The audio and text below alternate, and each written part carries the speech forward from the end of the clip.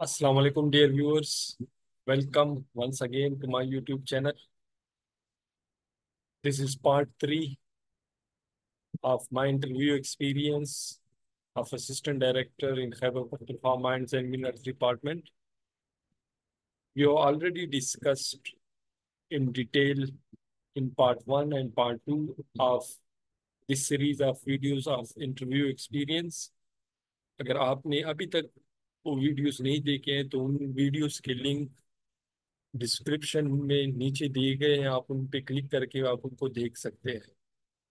Interview की preparation कैसे की जा सकती है, इंटरव्यू में कौन कौन बैठे होते हैं, पैनल का क्या मकसद होता है, पैनल की में कितने मेंबर्स होते हैं, इंटरव्यू पैनल किस तरह के क्वेश्चंस पूछते हैं, फिर इंटरव्यू की प्रिपरेशन कैसे आप करते हो, तो उनकी डिटेल पार्ट 1 में दी गई है और इस वीडियो की लिंक नीचे डिस्क्रिप्शन में मौजूद है। इसी तरह फिर पार्ट 2 में हम हमने ये डिस्कस किया है कि पैनल का जो हेड यानी चेयरमैन होता है, साथ में उसके साथ जो सब्जेक्ट स्पेशलिस्ट होते हैं वो क्या कुछ पूछते हैं। तो इनकी डिटेल पार्ट 2 में मौजूद है। आप नीचे दी गई लिंक पे क्लिक करके उनको देख सकते हो। इस वीडियो में हम डिस्कस करेंगे कि पैनल चेयरमैन या पैनल हेड और सब्जेक्ट स्पेशलिस्ट के अलावा बाकी जो मेम्बरान होते हैं वो क्या पूछ रहे हैं। जिस तरह की डिपार्टमेंट रिप्रेजेंटेटिव होता है और दूसरा केपीपीएससी का जो मेंबर होता है तो वो क्या कुछ पूछ लेते हैं और मुझसे क्या पूछा गया था। डियर व्यूअर्स, डिपार्टमेंट रिप्रेजेंटेटिव जो होता है वो हम ऑलरेडी डिस्कस कर चुके हैं कि डिपार्टमेंट का सीनियर ऑफिसर होता है उसी डिपार्टमेंट का जिसकी पोस्ट के लिए इंटरव्यू अब कंडक्ट हो रही है और आप उस इंटरव्यू में अपेयर हो रहे हो। तो डिपार्टमेंट रिप्रेजेंटेटिव जो कि सीनियर ऑफिसर होते हैं, so he knows in the entire scenario of his और हर डिपार्टमेंट। उसको पता होता है कि उसका डिपार्टमेंट किस तरह का है, उसके लिए कौन सा कैंडिडेट ज्यादा सुटेबल होगा, कौन सा ज्यादा सुटेबल नहीं होगा, कौन सा चल सकता है। So he knows everything and he selects और he shortlist the candidate from department point of view. So he tries to seek or to find a candidate capable for the post and compatible with the environment of the department. वो इस तरह के candidate की तलाश में होता है कि वो पोस्ट के लिए भी कैपेबल हो और जो डिपार्टमेंट का इन्वायरमेंट है उसके लिए भी कंपेटेबल हो। डियर व्यूअर्स, पास डिपार्टमेंट इस तरह होते हैं कि उनकी जो जॉब्स होते हैं या उनकी जो पोस्टिंग होती है वो डायनामिक होती है। डायनामिक का मतलब ये है कि वो साल में या 2 साल बाद 3 साल बाद उसका अपना ड्यूरेशन होता है, फिर आपकी ट्रांसफर होती है तो आप शिफ्ट होते रहते हो from one city to another city. तो वो सब कुछ सिनारियो को आप देखकर से जहन में रखकर आप वो कैंडिडेट को सेलेक्ट करता है या कैंडिडेट में वही चीजें फिर ढूंढता है, वही पोटेंशियल। इस तरह बाज आप डिपार्टमेंट में ऑफिस वर्क ज्यादा होता है, बाद में एनालिटिकल स्किल्स की जरूरत होती है, बाद में फील्ड वर्क की जरूरत होती है। सो इन सब चीजों को मद्देनजर रखकर डिपार्टमेंट रिप्रेजेंटेटिव शॉर्टलिस्टिंग करता है या कैंडिडेट की जांच पड़ताल करता है। साथ में वो ये भी देखता है, he checks whether he knows something about the job description की आया उसको जॉब का कुछ पता है या बस जॉब का कोई पता नहीं है और ये आ गया है। अब अगर कल को ये सेलेक्ट भी हो जाए और जॉब का पता चल जाए उसको, फिर उसे पसंद ना हो, तो ये सब कुछ डिपार्टमेंट रिप्रेजेंटेटिव देखता रहता है। Sometimes entire fate is to be decided by him like subject specialist. जिस तरह मैंने पहले बता दिया, अगर आप किसी लेक्चरर या किसी टीचिंग रिलेटेड पोस्ट के लिए अपेयर हो रहे हो तो जाहिर बात है उसमें तो सब्जेक्ट स्पेशलिस्ट ही का ज्यादा रोल होता है। वो देखता है, वो टीचर होता है, वो प्रोफेसर होता है कि आया उसमें टीचिंग के गट्स है या नहीं। इसी तरह डिपार्टमेंट रिप्रेजेंटेटिव जो होता है वो ऑलरेडी उस प्रोसेस से गुजर चुका होता है, डिपार्टमेंट में उसका काफी अरसा हो चुका होता है। तो इस वजह से बाज़ औक़ात आप कैंडिडेट की जो इंटायर फेट होती है वो उसी के हाथ में होता है। फिर वही फैसला करता है कि आया उसको सेलेक्ट करना है या नहीं करना है। ये नहीं होता कि सिर्फ उसके नंबर उसके जो मार्क्स आपको दे देता है सिर्फ वही काउंट होते हैं, लेकिन और काउंट नहीं होते। लेकिन पैनल मेंबर्स जो है उसके सजेशन को फिर देखते हैं क्या है, उसकी क्या राय है इस कैंडिडेट के बारे में, फिर अकॉर्डिंगली कलेक्टिव या कंसेंसस बेस्ड डिसीजन डिसीजन होता है। लेकिन इसका रोल बहुत ही अहम और ज्यादा होता है। तो इस वजह से आपको चाहिए कि आपको डिपार्टमेंट के नो हाउ का पता हो।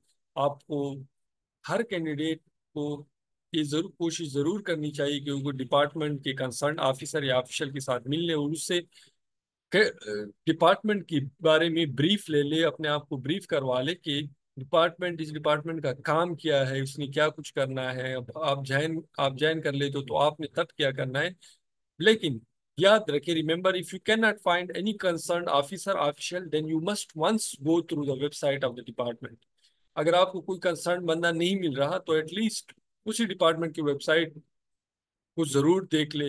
वहां पे जाके इंटरनेट गूगल में सर्च करके वो उसका वेबसाइट देख ले। वहाँ वहाँ पे सब कुछ डिटेल दिया होता है, उसके organogram, structure, function, rules and regulation सब कुछ दिए हुए होते हैं।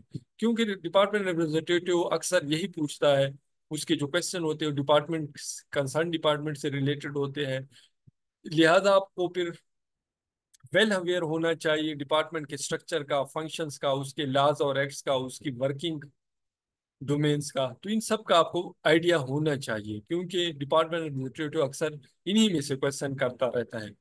अब आगे मैं अपनी जो मुझसे जो क्वेश्चंस पूछे गए थे वो शेयर करूंगा, तब आपको अंदाजा हो जाएगा कि डिपार्टमेंट रिप्रेजेंटेटिव क्या पूछ सकता है।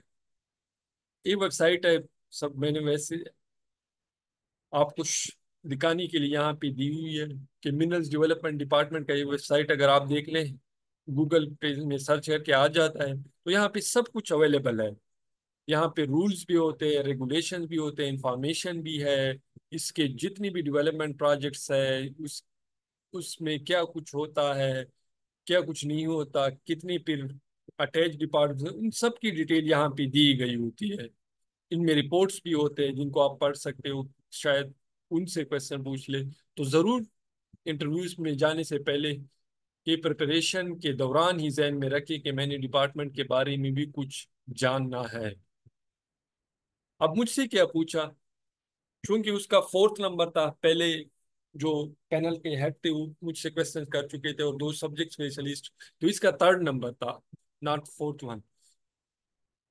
तो जब जो ही उसका नंबर आ गया तो उसने मुझसे पूछा, what is in your mind about the department. उसने मुझसे पहले सवाल ये किया कि आपका डिपार्टमेंट के बारे में क्या ख्याल है, जहन में आपका क्या है। मैंने बता दिया कि यही कुछ करता है डिपार्टमेंट की, यही फंक्शन है जो कंसर्न डिपार्टमेंट है। फिर नेक्स्ट जो क्वेश्चन उसका था, क्योंकि वो मेरे इंटरव्यू को सुन चुका था, जो आंसर्स मैंने दिए हुए थे वो ऑलरेडी नोट कर रहा था। तो उसने मुझसे पूछा, since you have so many accomplishment, so many successes, what you can do for our department.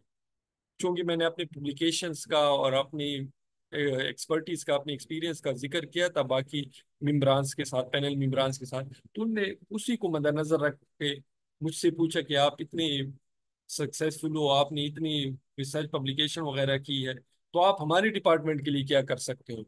तो इस दौरान थोड़ी बहुत उसके साथ बहस भी हो गई मेरी। लेकिन वो डिस्कशन जो थी दैट वाज वेरी फॉर्मल। वो क्वेश्चंस पे क्वेश्चन कर रहा था and he was trying to negate me. वो थोड़ा एग्रेसिव भी हो गया, लेकिन मैं बिल्कुल कूल और रिलैक्स रहा। शायद उसका अंदाज है एग्रेसिव था, या फिर ही वाज जजिंग मी, उसका मुझे आइडिया नहीं है। लेकिन I was very cool and I was very relaxed. उसके हर सवाल का फिर मैं जवाब देता गया जो डिपार्टमेंट से रिलेटेड। मैंने उसको आंसर दिया कि डिपार्टमेंट के लिए मैं क्या कर सकता हूँ। मैं मेरा आंसर उसका ये था कि फर्स्ट ऑफ ऑल जो टेक्निकल इंडिपेंडेंस है, अक्सर जो मैंने वेबसाइट पे देखा हुआ था कि डिपार्टमेंट जो है दूसरे जो उनके टास्क होते हैं अक्सर बाकी डिपार्टमेंट्स को या प्राइवेट ऑर्गेनाइजेशन को आउटसोर्स कर लेता है।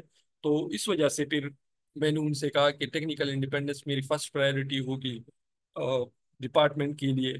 तो उसी साथ में उन्होंने कहा क्या मतलब है। मैंने कहा कि जिस तरह जियोलॉजिकल सर्वे ऑफ पाकिस्तान को एक बहुत बड़ा प्रोजेक्ट आप लोगों ने दिया है, डिपार्टमेंट ने दिया है, तो इसी तरह मैं कोशिश करूंगा कि ऐसे काम डिपार्टमेंट खुद कर सके। So his next question was again aggressive. उसने कहा कि why are you jealous of the GSP? आप जियोलॉजिस्ट क्यों जेलस हो जीएसपी से? मैं I answered, sir we are not jealous of GSP, GSP is our own organisation. लेकिन मैं सिर्फ डिपार्टमेंट के इंडिपेंडेंस और उसकी ऑटोनॉमी की वजह के लिए कह रहा हूँ कि और इंडिपेंडेंट होगा, फिर मैं कोशिश करूंगा कि उसको टेक्निकली मैं इंडिपेंडेंट करूँ। सो इस दौरान कई छोटे मोटे क्वेश्चंस वो करता रहा and I tried my best to answer those question. तीसरा जो अहम क्वेश्चन था उसी से रिलेटेड कि आप जियोलॉजिकल मैप मैपिंग कर सकते हो, अगर हम आपसे कह दें कि हमारे लिए जियोलॉजिकल मैप बनाने, तो मैंने कहा yes of course I can do. उसने कहा कि आप 750 स्क्वायर किलोमीटर टोपोग्राफिक मैपिंग हमारे लिए कर सकते हो। I told him that yes, being a geologist I can undertake. साथ में इंट्रोडक्शन में ऑलरेडी मैंने बताया हुआ था पहले वीडियो में, मैं शायद आप लोगों को नहीं बताया कि मैं, क्योंकि मैंने एक पोस्ट ग्रेजुएट डिप्लोमा जीएस और रिमोट सेंसिंग में किया हुआ था, तो उसने उसी से रिलेटेड क्वेश्चन किया कि डू यू नो जीआईएस। अब याद रखिए इंट्रोडक्शन में मैंने बताया था एंड ही हैज नोटेड, और उसी से रिलेटेड फिर उसने मुझसे क्वेश्चन पूछा। वो जज कर रहा था कि वेदर उसने डिप्लोमा तो किया है, ही नो समथिंग अबाउट जीआईएस। मैंने कहा yes I know sir GIS, और उसी से फिर हम आजकल जियोलॉजिकल मैपिंग भी कर रहे हैं, और उससे इजी भी है, और स्पीड स्पीडी काम भी उससे हो सकता है। तो मैंने कहा यस सर मैं जीआईएस के बारे में जानता हूँ, मैंने डिप्लोमा इसमें किया हुआ है, उस पर काम किया है। तो उसने वही जियोलॉजिकल मैप से रिलेटेड क्वेश्चन पूछा कि अगर आप जियोलॉजिकल मैप बना लेते हो तो आपको कितने परसेंट सर्टेनिटी होगी उसकी एक्यूरेसी के बारे में, उसके बारे में कितने परसेंट आप सर्टन होगी कि ये ठीक है। तो आई टोल्ड, मैंने उसका जवाब कुछ इस तरह से दिया कि sir there is always room for improvement. मैंने कहा सर इस तरह तो नहीं होगा कि 100/100 होगा, 100% ठीक होगा, but I will try my best to ensure it कि 99.99% तो ठीक, 100% तो मैंने सर उसको इस वजह से वो एक कोटेशन का को साइड किया कि there is always room for improvement. तो बाकी जो मेम्बरान्स थे उनने कहा वेल डन, उन्होंने भी मुझे अप्रिशिएट किया इसी कोटेशन के साथ। तो क्या बताने का मतलब ये था कि अगर आपको कोई अच्छी सी कोटेशन आ रही होती है, आती हो और वहीं पे फिट होती हो, जरूरी नहीं कि आपने जरूर कोटेशन आप याद करनी है, तो आप जरूर उसको कोटेशन में भी जवाब दे सकते हो। साथ में फिर जो एक सब्जेक्ट स्पेशलिस्ट यूटी के प्रोफेसर थे उसने भी इंटरवेन किया, और उसने कहा what would be your accuracy level of your map. तो उसको भी मैंने आंसर कर लिया। फिर डिपार्टमेंट रिप्रेजेंटेटिव का जो लास्ट क्वेश्चन था, उसके अलावा इसके अलावा भी ये अहम इंपॉर्टेंट क्वेश्चंस थे, साथ में वो और भी छोटे छोटे क्वेश्चन कर रहा था। उसने लास्ट में कहा कि would you map oil well for us, कि आप हमारे लिए, हमारे डिपार्टमेंट के लिए आइल वेल को मैप कर सके हो। तो इसी क्वेश्चन से आप लोगों को व्यूअर्स अंदाजा हो रहा होगा कि वो मुझे जज कर रहा था कि आया ये डिपार्टमेंट के बारे में भी कुछ जानता है नहीं। तो मैंने कहा सर पहले तो जिस डिपार्टमेंट के लिए इंटरव्यू हो रही है उस डिपार्टमेंट के डोमेन में आयल वेल्स नहीं आते। जितनी भी ऑयल एंड गैस या फॉसिल फ्यूल्स होते हैं एक्सेप्ट कोल, वो उनके डोमेन में नहीं है, मगर फिर भी अगर आप कोई टास्क मुझे दे देते हो तो मुझे मैं कर सकता हूँ। तो उसका जवाब यही था कि I was just judging you whether you know about our department और नॉट। फिर उसने कहा ओके। फिर जो लास्ट मेंबर था, और वो केपीपीएससी का मेंबर ही था, बाहर से नहीं था, तो सेकंड मेंबर था, फर्स्ट तो हेड ऑफ द पैनल था, उसने मेनली मुझसे जनरल नॉलेज के बारे में पूछा। तो अगर आप देख रहे हो और इस पार्ट थर्ड या तीसरी वीडियोज में अगर आपको अंदाजा हो रहा होगा कि क्या कुछ पूछ रहे हैं, जिस तरह मैंने आपको पहली वीडियो में डिस्क्राइब किया क्या कुछ वो पूछ सकते हैं। डिपार्टमेंट के बारे में पूछा, सब्जेक्ट स्पेशलिस्ट ने सब्जेक्ट रिलेटेड क्वेश्चंस किए, फर्स्ट जो हेड ऑफ द पैनल था उसने मुझसे इंट्रोडक्शन करवाया, मेरी एकेडमिक और प्रोफेशनल बैकग्राउंड के बारे में पूछा, साथ में कुछ बेसिक्स भी मुझसे पूछे। लेकिन जो यही मेंबर था अभी जनरल नॉलेज से रिलेटेड वो क्वेश्चंस उसने किए। उसका जो पहला क्वेश्चन था उसने कहा कुरान पाक में किस दात का जिक्र आया है। फिर तेज तेज क्वेश्चन स्पीड के साथ करने लगा। उसने कहा किस सूरत में, फिर सूरत का जब नाम बताया तो उसने कहा किस आयत में। फिर नेक्स्ट जो क्वेश्चन था उसने कहा कि किस कंटेक्स्ट में आया है, किस पैराए में उसका जिक्र आया है, किस पैगंबर के साथ ये रिलेटेड है इसका जिक्र। फिर उसने नेक्स्ट जो क्वेश्चन किया, मैंने कुछ के आंसर मैं दे सका कि मेटल रिलेटेड, और कुछ की मैं न दे सका। मैंने कहा सर सॉरी सर। तो उसका जो नीट आपको क्वेश्चन जा रहा होता है तो बेशक घबराने की जरूरत नहीं है। आप उनसे कहे सॉरी सर मुझे नहीं आ रहा, थोड़ा चंद लम्हों के लिए सोच ले, फिर उसे कह दे कि सॉरी सर। फिर उसने मुझसे कहा कि हजरत दाऊद अलैहिस्सलाम का लकब किया था। और फिर इस्लामियात में एक दो क्वेश्चन और भी पूछ लिए, लेकिन फिर वो जनरल नॉलेज जो करंट अफेयर्स थी उस पे आ गए। उसने स्पार्को के बारे में पूछा कि do you know about Sparco.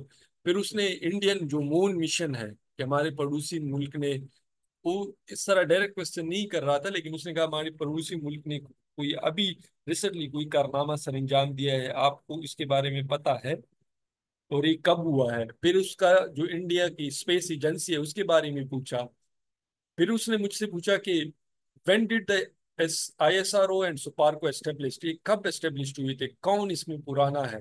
फिर उसने मुझे पूछा मुझसे सुपार्को से रिलेटेड, क्योंकि सुपार्को पहले एस्टेब्लिश हुआ है, SRO ओ से पहले एस्टेब्लिश्ड है। तो उसने मुझसे कहा कि ये क्यों है, ये हमारी बदकिस्मती नहीं है कि हम अभी तक कुछ भी नहीं कर सके और वो बाद में हमसे ISRO बन गए और वो अभी चांद पे भी पहुंच गए। तो इस तरह के उसने जनरल नॉलेज से रिलेटेड क्वेश्चन पूछे। फिर कुछ के मैं आंसर दे सका जनरल नॉलेज में, कुछ के ना दे सका। और मैं पहले भी बता चुका हूँ कि आई सेड ओनली बस जस्ट सॉरी सर। और कोई भी मेरी जो पहले ही मेंबर्स के साथ इंटरव्यू थी, और जो क्वेश्चंस के आंसर मैंने दिए उनके साथ उनसे ऑलरेडी मैं सेटिस्फाइड था। और इसके भी जो क्वेश्चन से अक्सर के जवाब मैंने दे दिए जिनके नहीं आ रहे थे, क्योंकि जर्नलॉजी बहुत ही वास्ट डोमेन है, उसका वास्ट फील्ड है, आप हर चीज कवर नहीं कर सकते। उनका फिर मैंने निहायत शाइस्ता तरीके से सॉरी कहा, और इस तरह मेरा इंटरव्यू खत्म हुआ।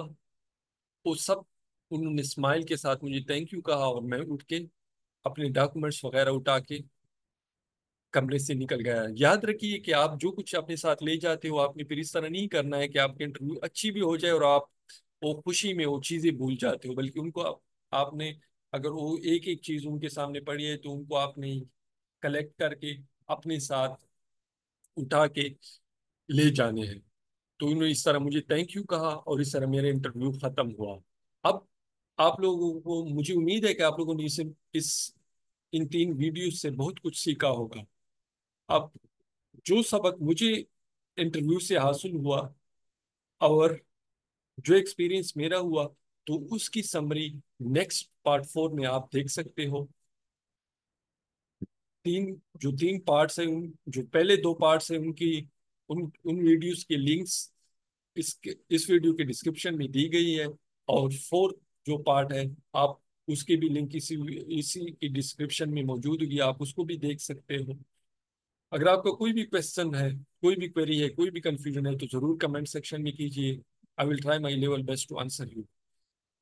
Remember, if you haven't subscribed this channel, subscribe it and press the bell icon. Thank you.